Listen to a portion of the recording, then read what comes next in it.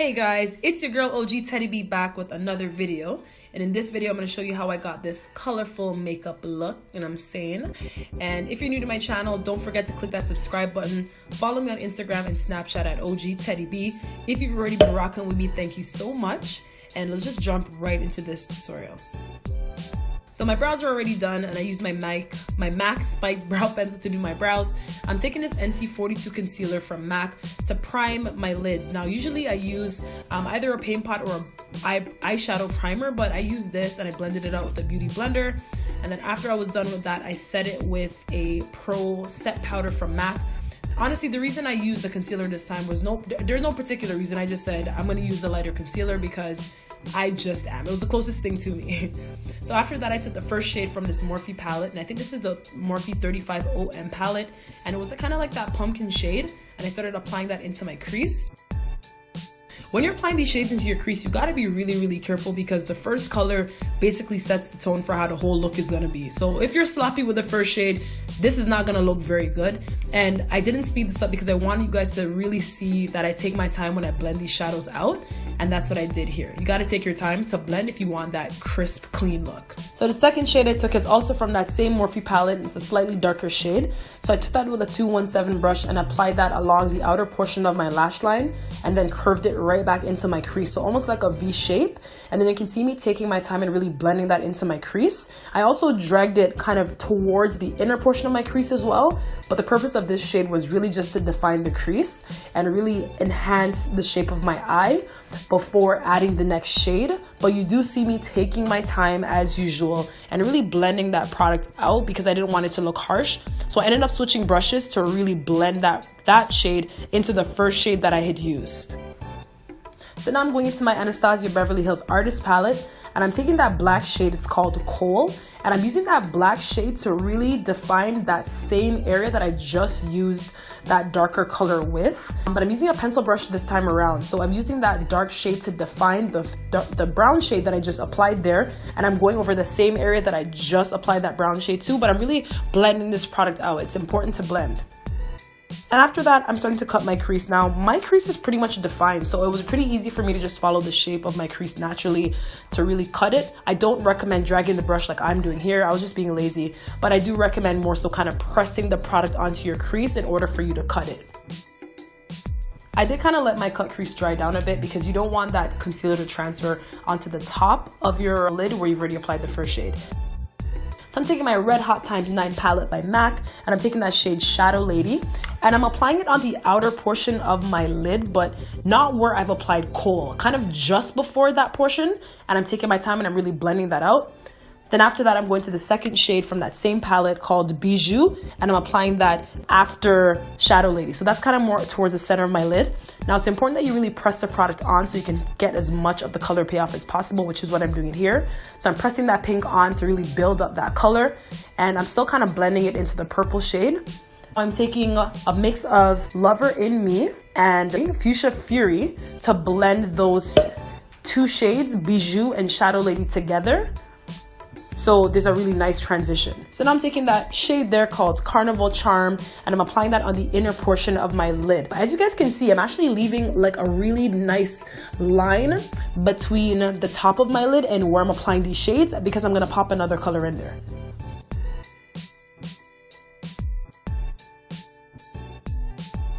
So this is the color I'm talking about called Fresh from the Anastasia Beverly Hills Artist Palette. This is like a matte yellow and this yellow picks up pretty well. So I'm just kind of running it along that crease with pointed pencil brush.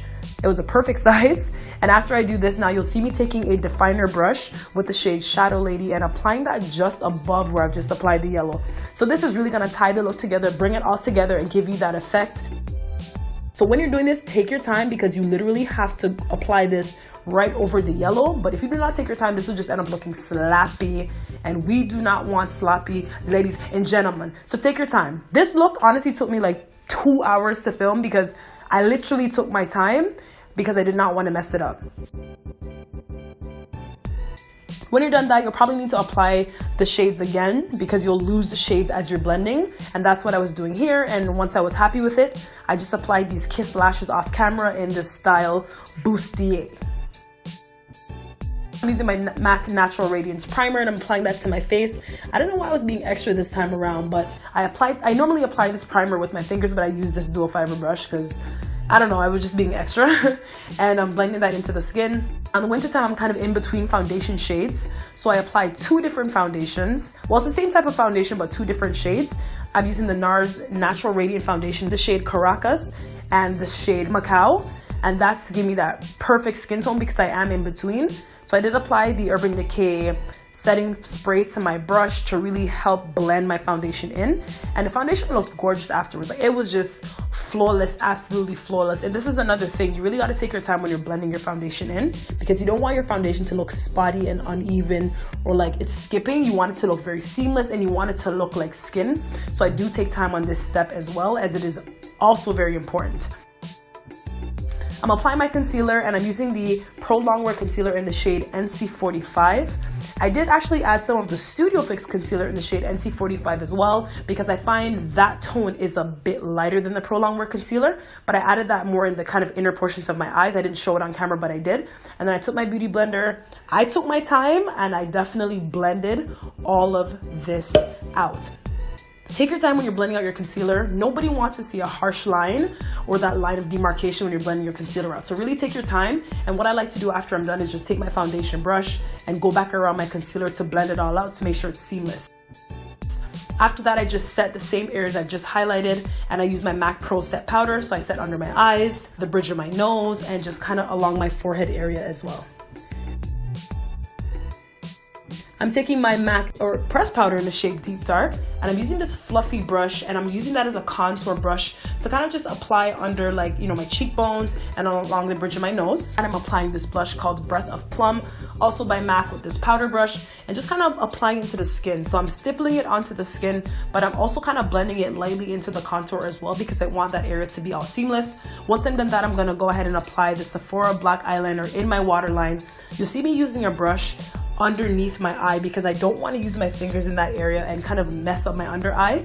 I find it's been happening to me lately. I don't know if I'm not blending my concealer out enough, but it's been happening to me lately and I do not want to mess up this look. And I'm just using the same shades now that I had applied on the top of my eyelid under the bottom. So the brown shade, darker brown shade, and then that dark kind of purplish tone that I use from the Red Hot x9 palette, and I'm applying that under my lid as well. So it's really important to bring it all together or use the same colors just so you really bring the look together and it just looks really good. Jumping back into that yellow shade from the Anastasia artist palette called Fresh, and I'm popping that in the inner corner, and this is your matte yellow, and I think this really brought the look together. So I did add highlighter, and the highlighter I use is from the MAC Trolls collection called RIDAH. Sorry. But anyways, I used that and applied it to the tops of my cheeks, along the bridge of my nose and the top of my lid. In any area where you like to add highlight to is where I added mine too. Now for the lips, I took my PLUM lip liner and lined my little lips. And then I used the lipstick called Cream Cup and I applied that. When I applied it, I found that it kind of killed some of the lip liner after I worked it in. So I really had to go back and add some more of the lip liner. And once I did that, it was perfect, but I wanted a bit of a gloss. So I just took this DAZZLEGLASS in the shade Sugar Rimmed and finished the look up, and this was the finished look. If you guys like this look, subscribe. I definitely have more makeup tutorials coming. I know I've been slacking, but subscribe. Follow me on Instagram and Snapchat at OG Teddy B. And thanks for watching. Bye.